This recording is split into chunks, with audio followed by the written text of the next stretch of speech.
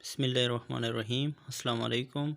This is Rizwan Dawar. You watching my YouTube channel Radiology video by Rizwan Dawar. Today I want to discuss basic radiation protection. Uh, तो basic radiation protection के अंदर हम कौन सी चीज़ों को पढ़ेंगे, इस टॉपिक का मेन ऑब्जेक्टिव क्या है। तो इस टॉपिक के मैंने ऑब्जेक्टिव को देखते हैं। Provide safe working environment. जो लोग रेडियोलॉजी के अंदर काम कर रहे हैं उनको सेफ एनवायरनमेंट प्रोवाइड करना चाहिए, मतलब देनी चाहिए।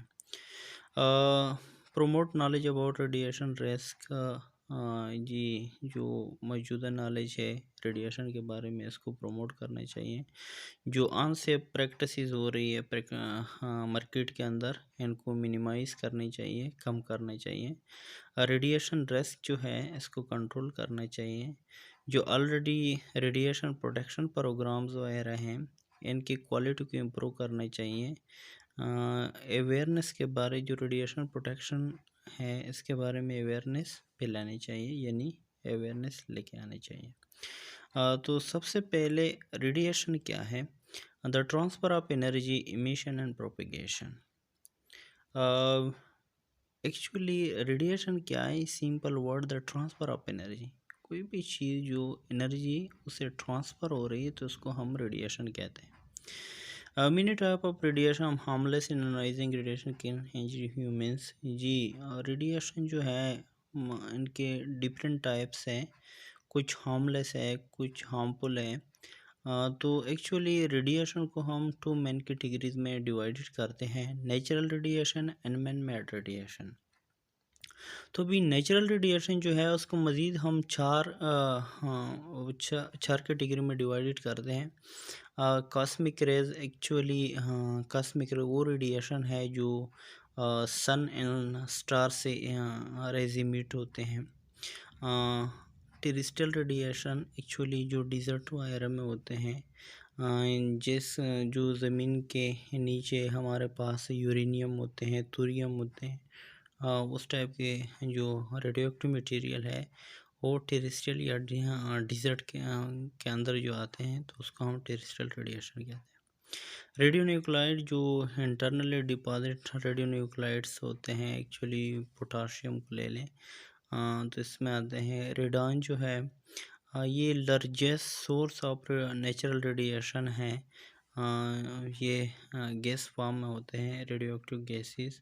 और इसकी एग्जांपल क्या है? जो कंक्रीट, जिप्सम, ब्रिक्स वगैरह हम यूज़ करते हैं तो उसमें होते हैं। ये एक्चुअली अल्फा पार्टिकल को इमिट करते हैं, लेकिन उसकी इतनी पावर नहीं होती, वो बॉडी से पास नहीं हो सकता, तो एक्चुअली इसका इफेक्ट लंग पे होता है। मैन मेड रेडिएशन जो है इसमें एक्सरेज आते हैं और इसको हम डायग्नोस्टिक पर्पज़ के लिए यूज़ कर रहे हैं। तो एक्चुअली अभी रेडिएशन जो है इसको मज़ीद हम डिवाइडेड करते हैं आयोनाइजिंग, नॉन आयोनाइजिंग रेडिएशन के बेस पे। तो अभी आप लोग इस इमेज को देखें तो उसमें आपको लाइन ड्रा की है, एक साइड पे आयोनाइजिंग रेडिएशन है, दूसरी साइड पे नॉन आयोनाइजिंग रेडिएशन है। तो अभी जितनी भी एक्सरेज आ रहे हैं, गेमा रेज आ रहे हैं, पार्टिकल्स आ रहे हैं जी, वो तमाम हमारे साथ आयोनाइजिंग रेडिएशन में आते हैं। ये दूसरे साइड पे देखें जहाँ पे हमारे साथ रेडियो है, माइक्रोवेव है, इंफ्रारेड है, विजिबल लाइट है, वो तमाम हमारे साथ नॉन आयोनाइजिंग में आ रहे हैं। तो एक्चुअली आयोनाइजिंग रेडिएशन के पास एनर्जी ज़्यादा होती है, वो पेनेट्रेबिलिटी करते हैं, मतलब बॉडी से आसानी से पास हो सकते हैं। जो नॉन आयोनाइजिंग है वो बॉडी से पास नहीं हो सकता, यानी टिश्यू से इलेक्ट्रॉन को रिमूव नहीं कर सकता। जिसको मज़ीद एक्सप्लेन किया हुआ है कि हमारे साथ नॉन आयोनाइजिंग रेडिएशन कौन से है जी, सोलर से जो रेडिएशन आते हैं जी, जो मोबाइल फ़ोन हम यूज़ करते हैं, इलेक्ट्रॉनिक रेडिएशन, जो हम हीटर्स वगैरह यूज़ करते हैं, थर्मल रेडिएशन उसमें होते हैं। लेकिन ये तमाम नॉन आयोनाइजिंग रेडिएशन है जी, इसके बॉडी के ऊपर कोई भी हार्मफुल इफ़ेक्ट नहीं होता जी। नॉन आयोनाइजिंग रेडिएशन जो है इसको मज़ीद नॉन आयोनाइजिंग रेडिएशन होती है जिसके पास एनर्जी ज़्यादा होती है, जो इलेक्ट्रॉन को रिमूव करता है जी, एटम को आयोनाइज करता है। तो इसको मज़ीद हम दो कैटेगरीज में डिवाइड करते हैं, electromagnetic radiation and particular radiation. तो इलेक्ट्रोमैग्नेटिक रेडिएशन के अंदर हमारे साथ x rays and gamma rays आ रहे हैं, पार्टिकुलर रेडिएशन के अंदर alpha particle and beta particles आ रहे हैं।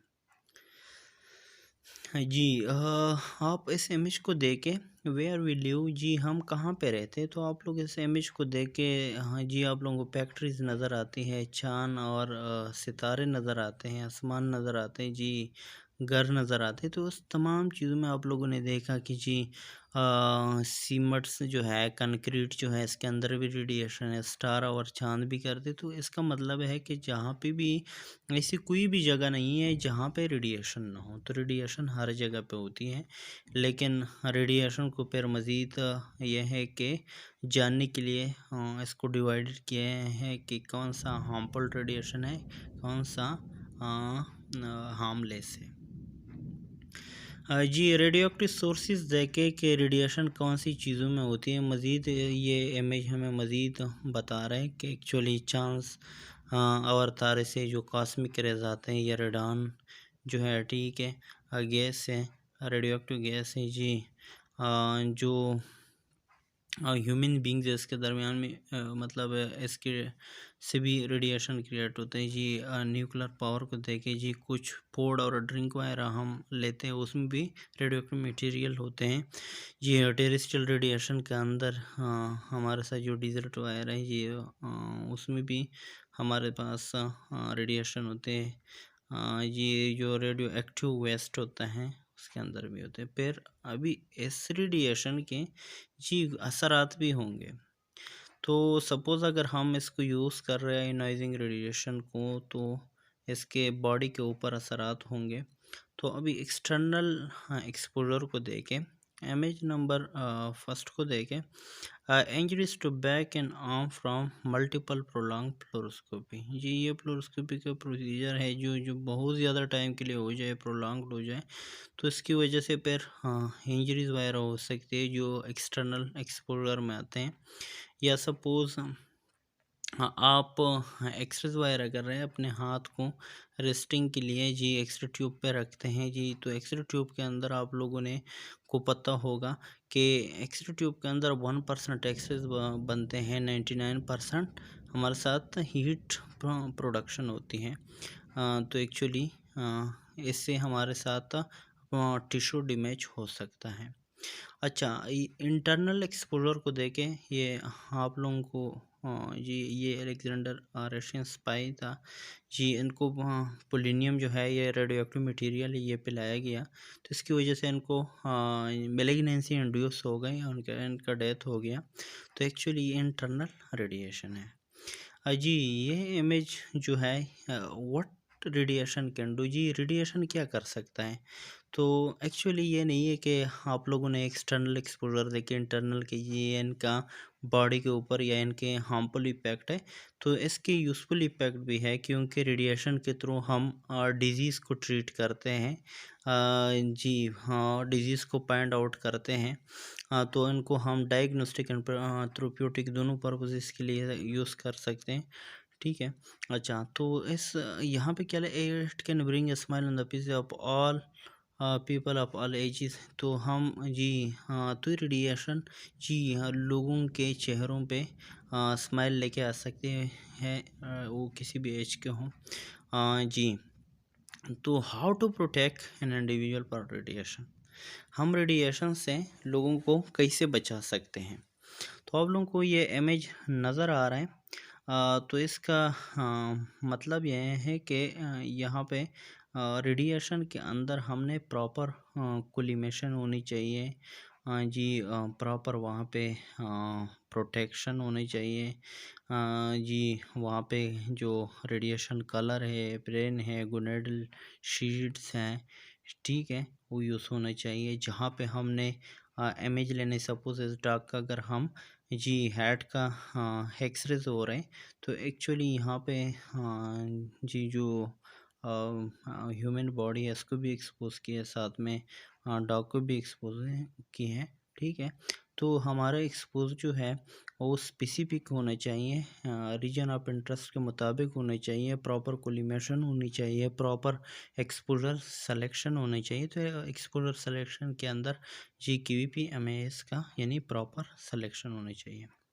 जी, PNRA जो है इसके बारे में भी आप लोगों को मालूम होनी चाहिए कि PNRA जो है पाकिस्तान न्यूक्लियर रेडिएशन अथॉरिटी, ये एक इदारा है जो रेडिएशन को हम जितनी भी फैसिलिटीज़ है, जितनी भी हॉस्पिटल है जिसके अंदर रेडिएशन की जो मोडेलिटीज़ है वो काम कर रहे हैं, तो ये इदारा इनको क्या करते हैं जी, इनको रजिस्टर करते हैं कि जी हाँ, इसके जो वॉल्स की जो शील्डिंग हुई ये प्रॉपर है, मशीन जो है ये प्रॉपर है जी, वहाँ पे से लीकेज रेडिएशन नहीं हो रहे हैं, ठीक है। ये तमाम चीज़ें वो चेक करते हैं, उसके पास रेडिएशन सर्वेमीटर वगैरह होते हैं। तो ये हमारे साथ क्या है, एक इदारा है जो रेडिएशन को मतलब फैसिलिटीज़ को क्या करते हैं, रजिस्टर करते हैं एक्चुअली, यानी मॉड्यूलरिटीज़ को। अच्छा, तो रेडियोलॉजी अभी जो रेडियोलॉजी के लोग हैं उनको पता है कि एक्सरेज जो है हम कौन सी मशीनों के अंदर यूज़ कर रहे हैं, सियाम है, मेमोग्राफी है, CT स्कैन है, मोबाइल एक्सरे है। जो रेडियोलॉजी के नहीं है तो इनको भी अवेयरनेस होनी चाहिए जी, आप लोगों ने बताना है, वहाँ पर टैग लगाना है कि जी इस मोडिलिटीज़ के अंदर भी रेडिएशन है जी, आपने जब भी प्रोसीजर हो तो इसके नज़दीक नहीं जाना है, ठीक है। तो अभी प्रोटेक्शन के अंदर आप लोगों ने दो प्रिंसिपल पढ़े जो बहुत ज़्यादा इम्पॉर्टेंट है, कार्डिनल प्रिंसिपल इन एलारा। तो यहाँ पे TDS को कार्डिनल प्रिंसिपल भी कहते हैं। तो TDS क्या है, टाइम डिस्टेंस शील्डिंग। तो आप लोगों को पता है कि जब भी हम एक्सपोज करते हैं किसी पेशेंट को, किसी बॉडी को, तो एक्सपोजर जो है कम से कम होनी चाहिए, यानी टाइम शॉर्ट होना चाहिए, डिस्टेंस जो है वो कांस्टेंट रखनी चाहिए, शील्डिंग जो है वो प्रॉपर होनी चाहिए। अच्छा, डिस्टेंस किसके दरमियान कांस्टेंट रखनी चाहिए, पेशेंट एंड एक्सरे ट्यूब के दरमियान कांस्टेंट होना चाहिए। अगर हम रेडियोग्राफर टेक्नोलॉजिस्ट की बात करें तो इसके दरमियान एक्सरे ट्यूब और इसके दरमियान मैक्सिमम डिस्टेंस होना चाहिए। जी, एलारा जो है एलारा जो है is low is reasonable achievable, कि हम ऐसा स्कैन करें कि कम से कम जी रेडिएशन पे एक अच्छी क्वालिटी के रेडियोग्राफ आ जाए। जी, तो ये एलारा प्रिंसिपल है।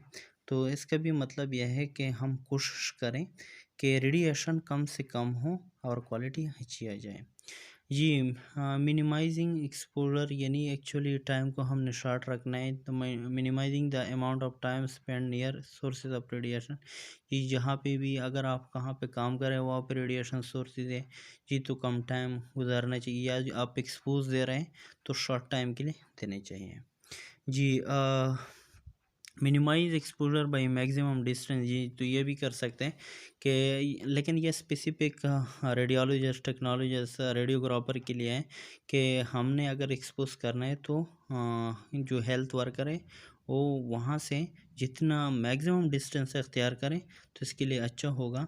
क्योंकि डिस्टेंस के साथ अगर हम बात करें, अगर रेडियो एक्टिव सोर्स है वो डबल फासले पे हम हो जाते हैं तो एक्चुअली पर रेडिएशन जो है वो पोर गिनना कम हो जाती है। लेकिन ये अगर हम पेशेंट के बॉडी की बात करें तो पेशेंट के बॉडी और एक्सरे ट्यूब जो है यानी सोर्स जो है इसके दरमियान कांस्टेंट डिस्टेंस होना चाहिए। जी, ये हमारे साथ वार्निंग साइंस है, तो ये हर रेडियोलॉजी की डिपार्टमेंट में लगनी चाहिए ताकि लोगों को पता हो चल सके कि जी ये रेडिएशन साइंस है, ठीक है। और यहाँ पे हमने मतलब जाना नहीं चाहिए। जी, प्रोटेक्शन के बाकी आप लोग देखें कि यहाँ पे जी ये सर्वे मीटर लगा, हाँ, क्या आप लोगों को नज़र आ रही है जी, ये पेन है और लीड के जो ग्लास है जिप्सम वायर है, ठीक है। तो हाँ जी, ये यूज़ होना चाहिए वॉल्स वगैरह में जहाँ पे आप लोग काम कर रहे हैं, तो आप प्रोटेक्ट रहेंगे। साथ में हम बेजिस यूज़ करते हैं एक्चुअली, रेडियोलॉजी के अंदर हम डोज़ोमीटर को यूज़ करते हैं। तो डोज़ोमीटर क्या होता है, एक डिवाइस होता है जो हमारे डोज को काउंट करते हैं, जो रेडिएशन वर्कर होते हैं ये मतलब जो रेडियोलॉजी डिपार्टमेंट के अंदर काम करते हैं, तो उनको ये डोज़ोमीटर देते हैं ताकि इनको जो रेडिएशन मिल रहे हैं वो कैलकुलेट हो जाए। तो पहले जो हमने डिस्कस किया पेनएरे, वहीं डोज़ोमीटर वहाँ पे जाते हैं इस्लामाबाद, वहाँ पे इनका मेजरमेंट होता है जी, वहाँ पे वो कैलकुलेट होके वापस आ जाती है कि जी आपको इस मंथ के अंदर इतनी रेडिएशन मिल चुका है जी। तो उस रेडिएशन के जो लिमिट्स हैं, यानी जो रेडिएशन वर्कर है जो रेडियोलॉजी के अंदर काम कर रहे हैं जी, तो इसका लिमिट है per year 20 millisievert, per month जो है 1.66 मिलीसीवर्ट जी। तो इसका मतलब यह है कि अगर एक बंदे को 1.66 मिलीसीवर्ट से ज़्यादा रेडिएशन मिला है पर मंथ के हिसाब से, तो वो अपने डिपार्टमेंट के अंदर जी जो रेडिएशन प्रोटेक्शन ऑफिसर है उसके साथ बात करें जी, अपने मैनेजर के साथ बात करें, हेड ऑफ़ डिपार्टमेंट के साथ बात करें जी, तो उसका रोटेशन जो है दूसरे मॉडलिटी पे जो अल्ट्रासाउंड है, एमआरआई है, उसके अंदर रेडिएशन नहीं होता, तो उस पे की तरफ इनका ड्यूटी शिफ्ट हो जाएगी। बाकी पब्लिक वर्कर जो है 1 मिलीसीवर्ट पर ईयर, बाकी तमाम लोगों को तकरीबन इतनी मिलनी चाहिए, इससे ज़्यादा हो तो अच्छी बात नहीं। एक्चुअली इसका मतलब ये भी है कि रेडिएशन जो है हर जगह पे मौजूद है, रेडिएशन हर जगह पे होती है। जी जी, safety first is safety always. तो इसका मतलब ये है कि जितनी भी रेडिएशन वर्कर हैं जो रेडियोलॉजी डिपार्टमेंट के अंदर काम करते हैं, तो उसको सेफ्टी मतलब हमेशा रखनी चाहिए जी, कोशिश करनी चाहिए कि मतलब अपना भी प्रोटेक्शन करें जी, हाँ पेशेंट का भी करें और सराउंडिंग का भी करें। एक अच्छा टेक्नोलॉजिस्ट होता है कि कम से कम डोज पे एक रेडियोग्राफ को जी क्रिएट करें, यानी प्रोड्यूस करें अच्छे क्वालिटी के साथ जी, अपने आप को भी मतलब हिफाजत करें रेडिएशन से जी, सराउंडिंग का भी करें, पेशेंट का भी करें, ठीक है, तो वो अच्छा टेक्नोलॉजिस्ट होगा। जी, अगर आप लोगों का कोई क्वेश्चन है तो फिर आप लोग पूछ सकते हैं जी, कमेंट में कमेंट कर सकते हैं। आज के लिए इतना ही काफ़ी था। Please like and share my YouTube videos.